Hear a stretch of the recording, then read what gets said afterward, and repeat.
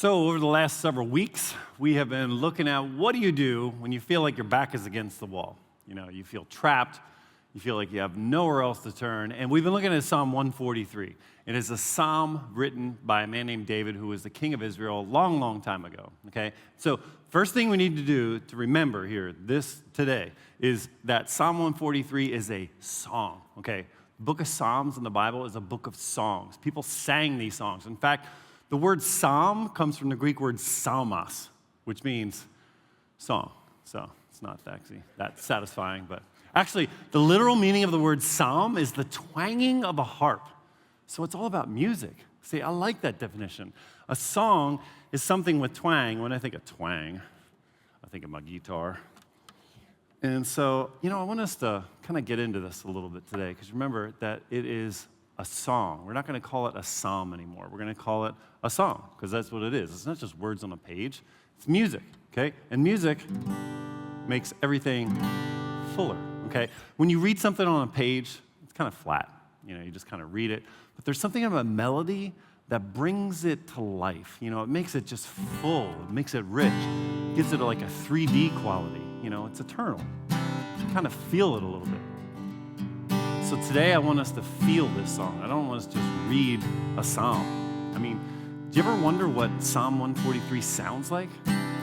So I want you to open up to Psalm 143. Go ahead. In your Bibles, you got Bibles there, wherever we're at, 477. Page 477 would be Psalm 143. Or you can grab out your phones, look it up. See, everything sounds different with music. We're going to have a little fun today, So when some of you guys look at me like, what is he going to do? What is happening? So let's just read it. Psalm 143, verse 1, it says, "Hear my prayer, O Lord. Listen to my plea. Answer me, because you're faithful and you're righteous." Now, I don't even pretend to presume I even know what this might have sounded like, but let's fool around with it a little bit. Hear my prayer, O Lord. Listen to my plea. All right, so quick disclaimer here. All right, so shocker, I'm not a worship leader or a singer for that matter. Listen, I'm just a guy who just wonders what this must have sounded like. What would this have sounded like for them? And it probably didn't sound like this. It probably sounded a whole lot better, to be honest with you. But when you get further into the song, these sounds don't really cut it. Because, look in verse 3. Go ahead and read in verse 3. David is in trouble. He's up to his neck. You can't sing this stuff with major chords.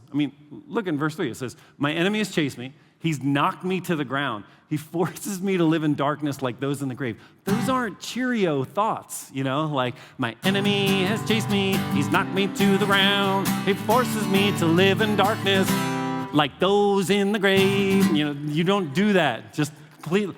I really hope you completely bleach that from your memory, because it's way too sing-songy, No, sir. See, those are major chords. So there's major chords, and then there's like sevenths and minors and things like that. So here's a G major, right? You hear that? Now listen to this. See the difference? This is happy. This is not so happy. This is, yeah, this is, I'm tired of it snowing. I'm feeling depressed. Okay, so A major. This is an A major. I love A major because it's kind of resonant. You feel that? It's like, oh yeah. And then A minor. See the difference? Oh yeah. Maybe. So it's a little scary, a little panicky, So look, I need you to get into this. Remember, I want you to feel this song today. And someone once said the Psalms are like the blues. Now, listen, the Psalms are not the blues, okay? It's not like you can say... Polyphonic music wasn't even invented back then, okay? So it was a very, very different sound, but I just thought, let's have some fun with it, right?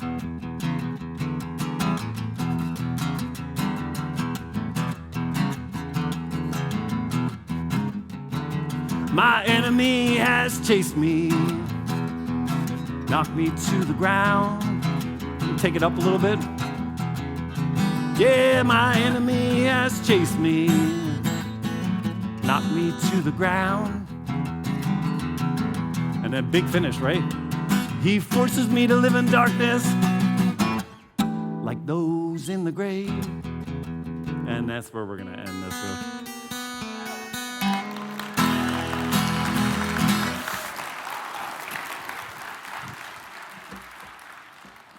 You know, you got to remember, it's all about music. I mean, it's a song, and that's what I want us to do today. It's so much more than just words on a page. Words put to music have meaning, and this is where I really want us to feel this song. The next few lines are really the soul of what David is singing. Do you know what I mean? Like, you get to that point in the song where you're just ready to sing your heart out.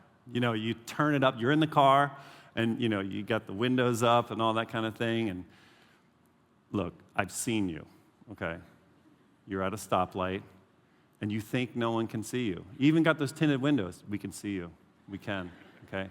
You turn it up, and you're like, I came in like a wrecking ball. And you're a man singing this song, all right? But you attach all kinds of meaning to it, and you know, you don't even care if people can see you because you are just so into it. See, that's what David hits at this point of the song in verse 5. Go ahead and look at verse 5.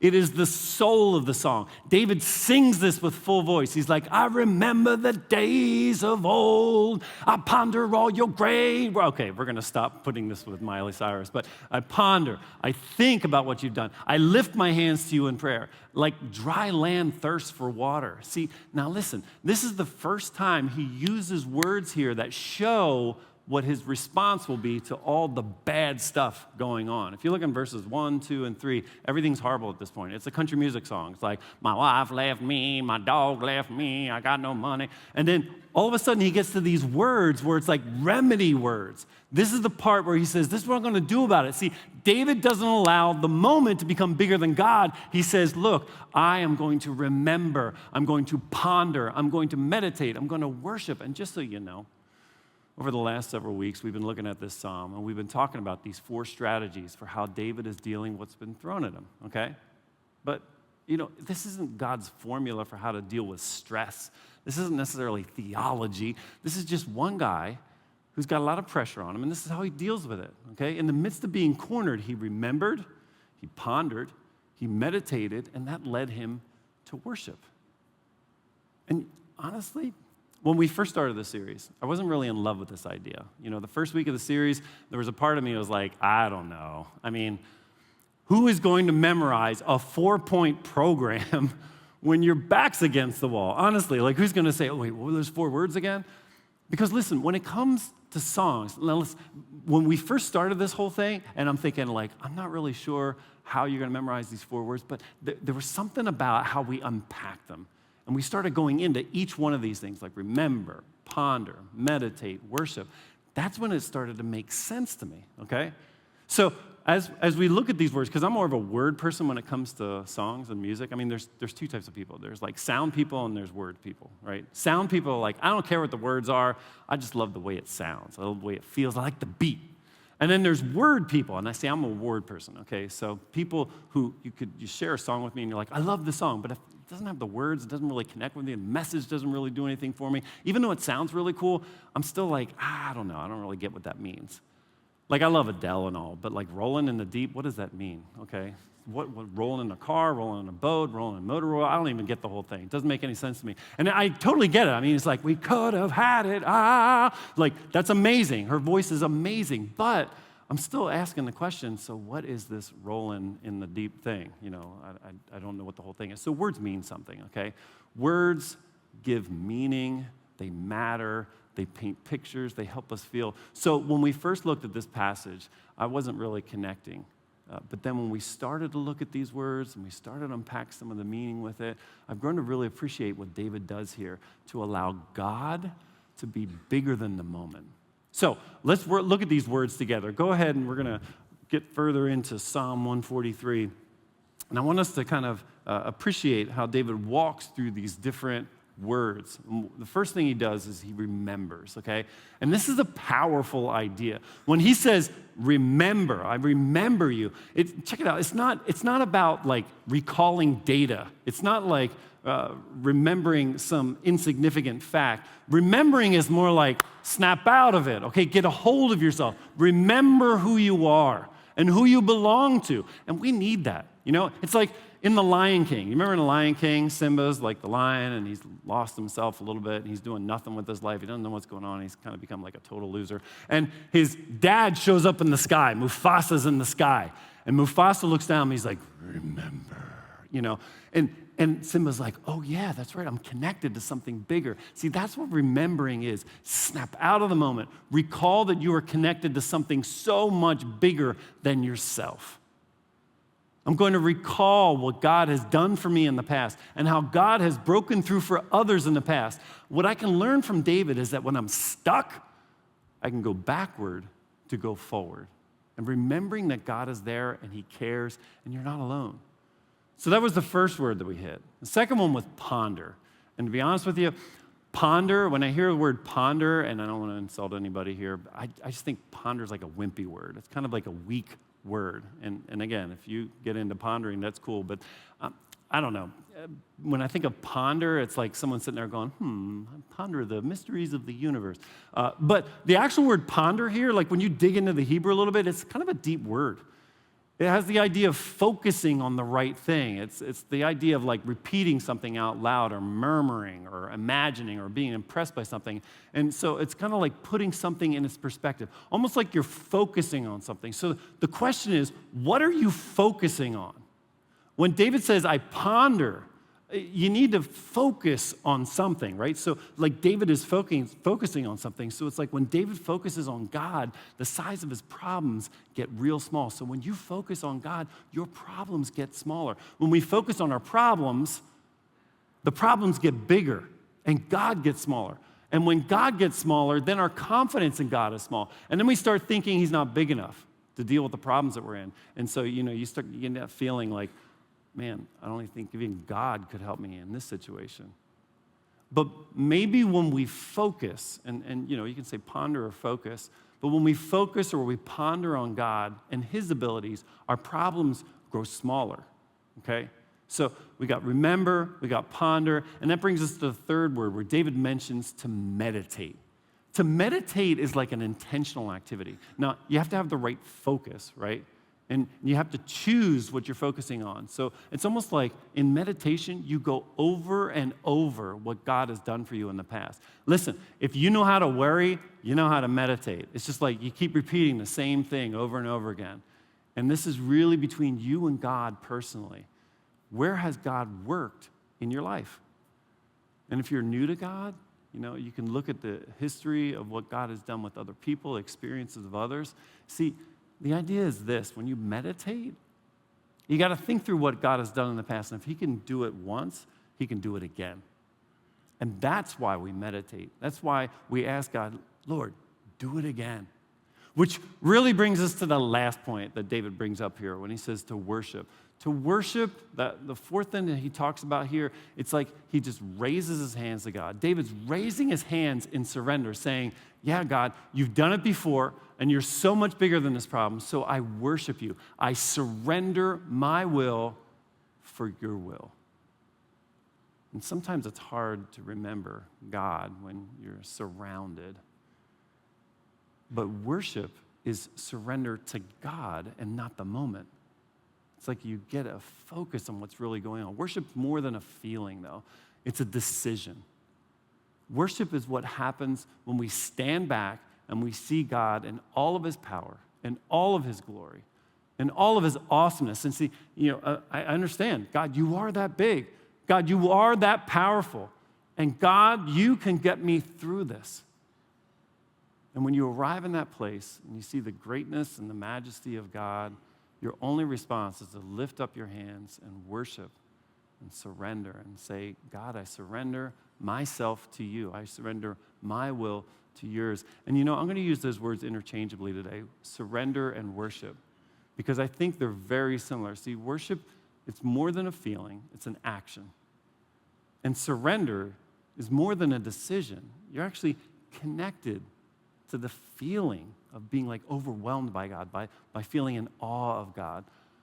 And so the point is that when your back is against the wall, you wind up surrendering to God and not the moment. So I like this song, and I want you to like it too.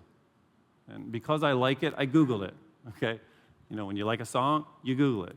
You Google why it was written. You Google the lyrics, like what were they thinking about. If you haven't done that before, you should really try it.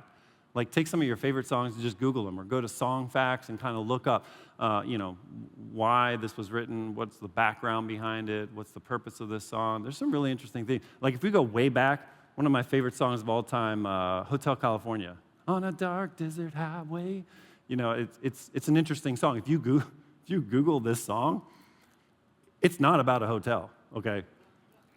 It's about a cult. Now, don't Google it now because it's weird, and the person sitting next to you will be like, what are you doing? It's a strange background. So it's kind of interesting. You can learn all kinds of stuff about songs. Like if we bring it into this century, Beyonce, you know that, all the single ladies, all the single ladies, all the single ladies.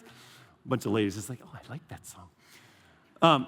Now, when you Google this song, you find out that the Church of England, this is really weird, the Church of England actually owns an interest in the rights to that song. So every time that song is played, the Church of England makes money. Isn't that crazy? Like, what interesting bedfellows are going on there. Oh, and here's another really interesting fact. You might have already known this, but every Taylor Swift song is about a breakup. It's true. So listen, you can learn a lot about a song or the artist just by looking up the song facts, just by Googling it. So I want us to dig a little into this song, because remember, it's a song, okay? There's a backstory. The backstory on this song, Psalm 143, will blow your mind. It made me really love this song. So I want you to flip over to, actually, we're going to be looking a little bit later in 1 Samuel 24, but go ahead there, look real quick. We're going to get there in a minute, but it's almost, first of all, it's almost impossible to find out exactly what David was talking about in writing Psalm 143, because there's so much stuff that's going on in his life. But, I'm an optimist. I like to at least think we can uncover some of the details that may have led to Psalm 143, look up some of the language, figure out the song a little bit. So just look at the first few verses. Just think of this first few verses. So we're in 1 Samuel 24. Think back to Psalm 143. We got that song in our head. Remember, it's like, my enemy has chased me. He's knocked me to the ground. He forces me to live in darkness like those in the grave. So if we're in 1 Samuel 24, we're on page 229, okay? But in the back of our minds, we're still thinking of Psalm 143. You got some elements here: being chased, being threatened, hiding in darkness, underground. And when you look at David's life, you see an instance when all these elements came together. And that's where 1 Samuel 24 comes in. We're going to read that in a second. It's really interesting. And again, that's on page 229. I don't want anybody get lost. If you got your phones, just go ahead and switch over to 1 Samuel 24. This is an instance of when all that stuff came to play in David's life. Now, it was interesting, as you're getting there and you're figuring out where you are, as a young man, David was a shepherd in a town outside of Jerusalem. Now, shepherds, I got to tell you something real quick. I'm just giving you some background on this. Shepherds were like pretty rough and tumble characters. They could handle themselves. And, David had a lot of talent in all kinds of different areas. He was a manly man, but he could also, apparently, he was really good at playing the lute, which is kind of like our guitar. So it's like he liked to play the guitar, and he could sing. So he could sing, dance, play the guitar, and he could also destroy wolves. So he's just a very multi-talented kind of guy. So because David was a manly guy, all the guys who were guards at the palace of the king, they knew him. And so they contacted him when the king started having some mental issues. See, the king at the time, his name is Saul. He had what we think was manic depression, and it would cause him to have periods where he would go through, where he would start to act out. He would get agitated. And if someone were to play music, he would calm down and kind of soothe him. So they would send for David, because he was that manly man who could play guitar. And he would come into the palace and he would play guitar, and David would kind of soothe. Okay, he would just kind of relax a little bit. But the weirdest thing happened. One day, this prophet, this old prophet, shows up at David's house, and he breaks this flask of oil over his head, and he anoints him as king. He's like, okay, you're going to be the next king. The problem is there's already a king, King Saul, okay, which, of course, makes him super paranoid and jealous, right? So he's already suffering with bouts of manic depression, okay? So it's no surprise that David now has to watch his back whenever he comes into the palace to play his guitar.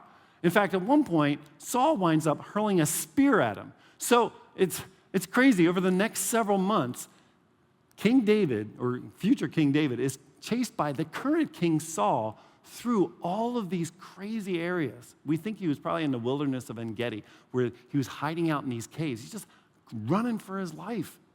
And that's why I think Psalm 143 is partly informed by these circumstances. Running for your life, made to live in darkness like in a tomb. So we're picking up the action here in 1 Samuel 24. Okay, Saul chooses to enter one of these caves. So he's looking for David all throughout these caves everywhere, and he chooses to enter one of these caves because he has to use the bathroom. And he takes off. He's got this big kingly robe on, and because you don't want to go to the bathroom with your robe on. So he takes his robe off, puts it in one corner, walks to the other side of the cave. And what he doesn't realize, in this very cave, David is hiding out. I mean, it is so interesting what's going on here. David and his men, there's about 400 men with him. It's a very deep cave. They're hiding in this cave for their lives. And Saul has about 3,000 special forces out there, okay, like Marines that are looking for David.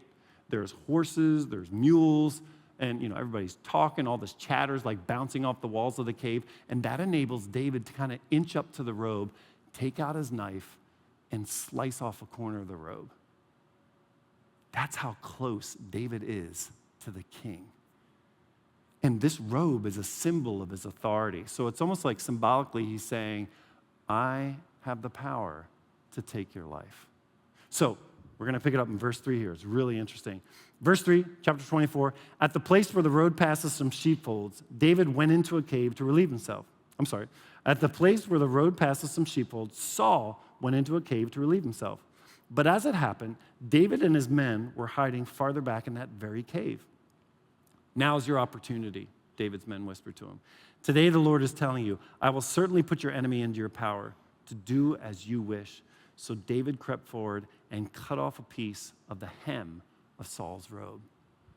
So look, here is a guy who has made life miserable for David. And Saul, he is so jealous of David. I mean, do you get it? Saul has chased him. He's knocked him to the ground. He's forced him to live in darkness like dead men live in tombs. You want to talk about having your back against the wall. I mean, this was David's big moment. He would no longer have to live on the run. He could kill the king, come out of the cave with his head and be like, look what God has done. He's delivered my enemy into my hands. And he could waltz into the palace with all of his men and live a whole lot differently. But even while David's back was against the wall, David remembered. He remembered that this was God's anointed. God placed Saul on the throne, and God would have to remove him. So he remembered. And then he pondered. He focused on this, even though the moment was big. I mean, this is a big moment. God is still bigger. I mean, even his friends were like, hey, we can do this now. We can stop running. You can be king. This is like a giant chess match, and you can checkmate him. But David took a second to ponder, to focus on God and not his problems. Not even the current circumstances are bigger than God. See, sometimes we think the easy way out must be God's will. God must have put it there. But David didn't allow the moment to be bigger than God.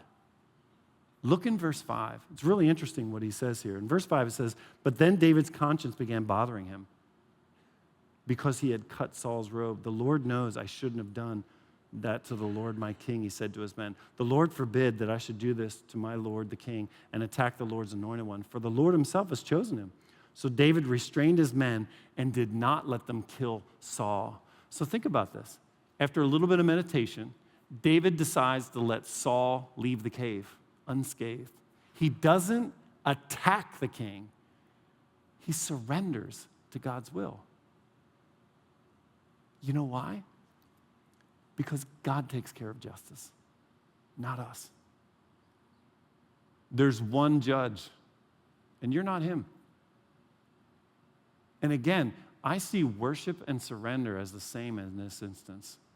When David surrenders to God's will, it's like an act of worship. And you know what? It's easy to say. It's easy for us to talk about, but how do you do it? I mean, God, show me. How do I trust you in the midst of all of this when my back is against the wall? And I think that's why I love this song so much. Psalm 143 is saying, basically, teach me. Flip back to Psalm 143 if you can. I'll remind you, it's on page 477. If you flip back to 143, this is where the song really speaks to me. This is where it becomes alive for me, because that cave scene would have been the ultimate chance for David to teach his enemy, okay? But instead, he cries out to God saying, teach me to do your will. Look in verse 10. Verse 10 and the next couple of verses there, it says, teach me to do your will, for you are my God. May your gracious spirit lead me forward on a firm footing.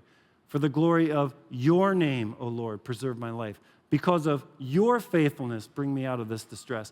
In your unfailing love, silence all my enemies and destroy all my foes. For I am your servant. See, this is the weirdest part of the song for me. It's one of the best parts of it. Why does David say, hey, Lord, teach me to do your will? Why? I mean, just remember, David's would-be murderer is in arm's reach. And he's in a rather compromising position. I mean, this should be, let me teach him a lesson. I got the knife in my hand. It shouldn't be, teach me, Lord. It should be, let me teach him. See, this is what helped me love this song so much. It's this: only God can change a heart like that. It's human to want revenge. It's human to want to retaliate. When you get a song like this, someone has chased David down, make him feel like a dog, trapped him, he's about to destroy him. David already knows what to do. He doesn't need any teaching. He doesn't need God to do anything. He's got his knife, and he's got his enemy in arm's length. But he doesn't attack. He surrenders. Only God can move a heart like that. And it makes me, honestly, it makes me wonder where my heart is. How many times have you and I been tempted to teach someone a lesson when we most need God to teach us to do his will? This is where I really feel this song, okay? Teach me to do your will. That is hard, God. I don't want to do your will. I want to do my will. I've had moments in my life where I've been wronged. I mean, people have maneuvered and they've positioned themselves against me. They've schemed, all behind closed doors. It was almost like 20 years ago. It was before I came to LCBC. I remember it got so intense at one point that someone even shut a door in my face. And I didn't know what to do with that anger. I just felt so bottled up. And when I think of that time in my life and how unfair it all was, now hold up real quick. I just need to let you know, there have been lots of times I've been doing stupid things, and I am not perfect, and I get it. There's some things I've done in the past I should have had doors shut in my face. But this was an instance where I was wronged, and I didn't do anything wrong. You ever have that?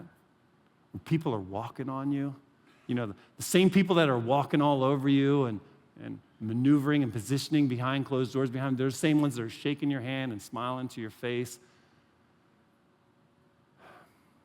Circumstances, events, and sometimes people, they put you in that position where all you want to do is get even.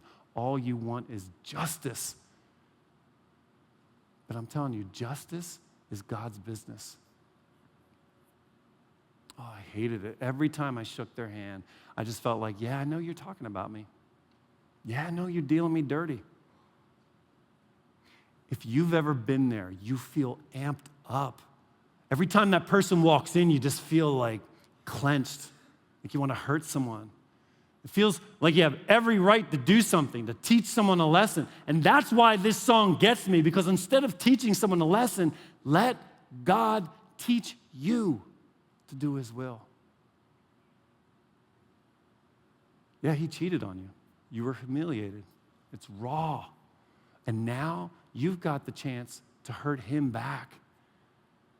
Listen to David's prayer. He doesn't say, teach him a lesson, God. He says, teach me to do your will. It's 1,000 times harder. Because listen, you are right in this. You're 100% right. You didn't do anything wrong. But look, the aim is righteousness, not being right. You just found out that the people you thought were friends, they're talking about you. Or they purposely leave you out when they have plans to go somewhere, and you find out later when they're texting each other, and your back's against the wall, and an opportunity arises for you to get even with them. And you might even think to yourself, this is the right thing to do. Might even seem like God has put it right in your path to do it, to exact vengeance.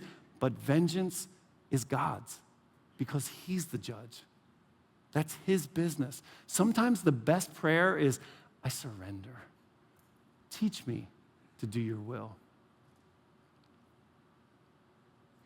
So heads up here, you don't have to keep submitting yourself to someone who's an abuser. If you're in a situation where your back is against the wall and someone is abusing you, you don't have to go back for more abuse. Listen to me.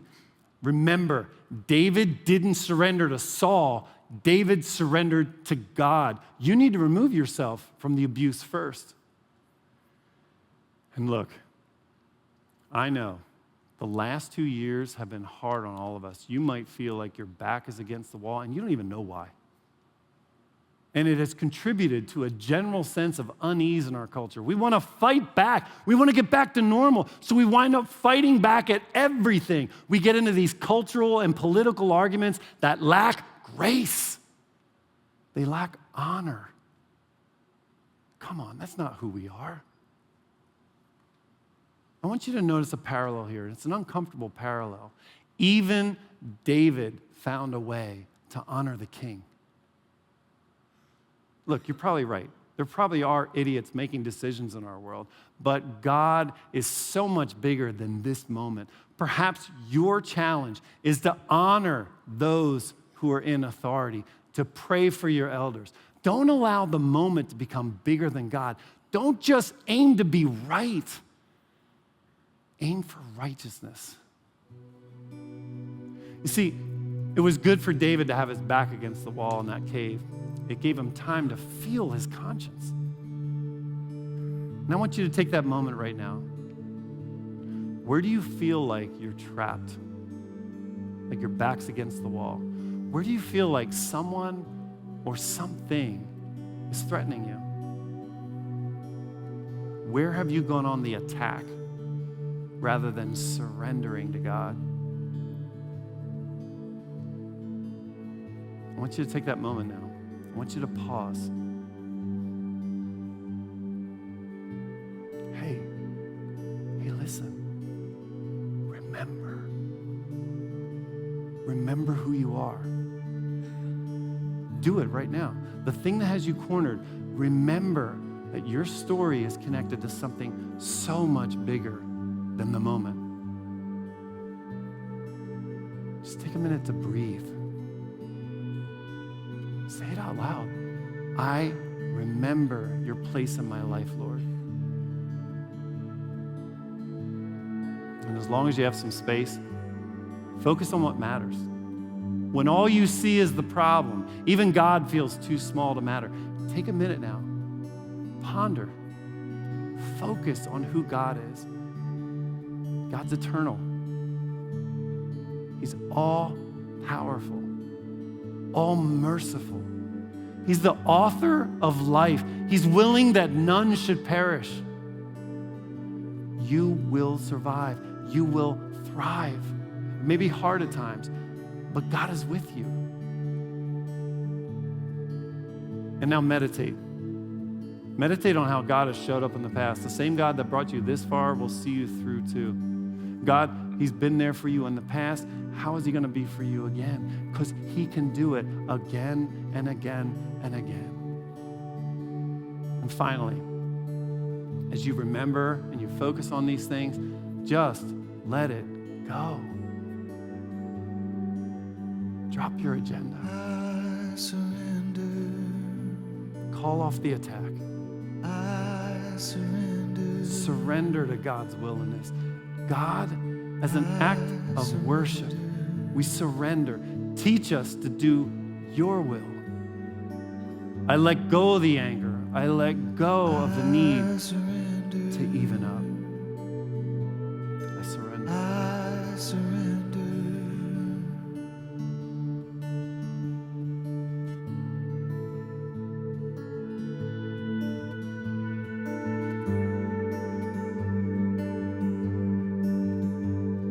Here I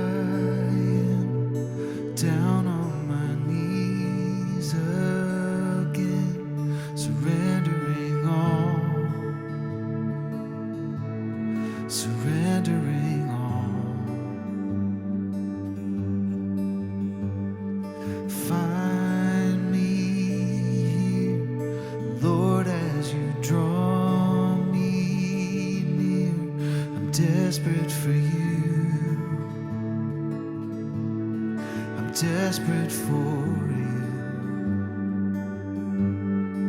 I surrender.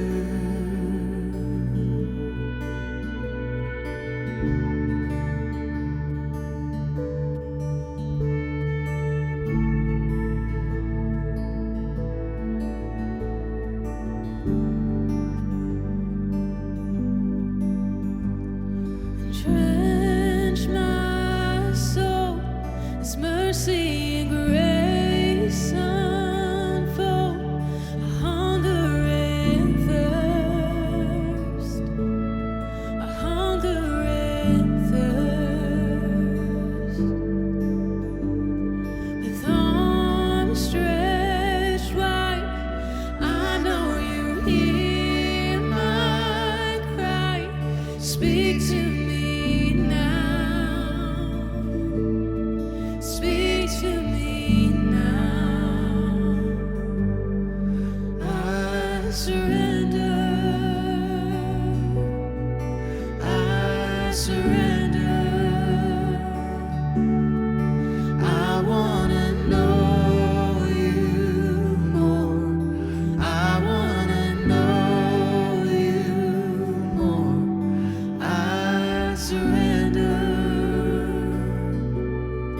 I surrender. I wanna know you more. I wanna know you more.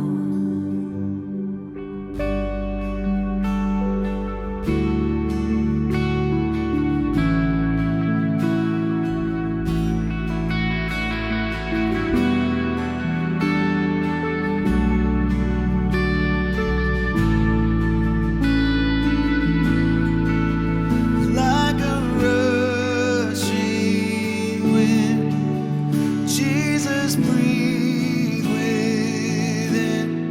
Lord, have your way. Lord, have your way in me. Like a mighty storm, stir within my soul. Lord, have your way. Lord, have your way in me. Like a rushing wind, Jesus, breathe within. Lord, have your way. Lord, have your way in me. Like a mighty storm, stir within my soul. Lord, have your way. Lord, have your way in me. Oh, Lord, have your way. Lord, have your way in me. 'Cause I surrender. I surrender. I wanna know you more. I wanna know you more.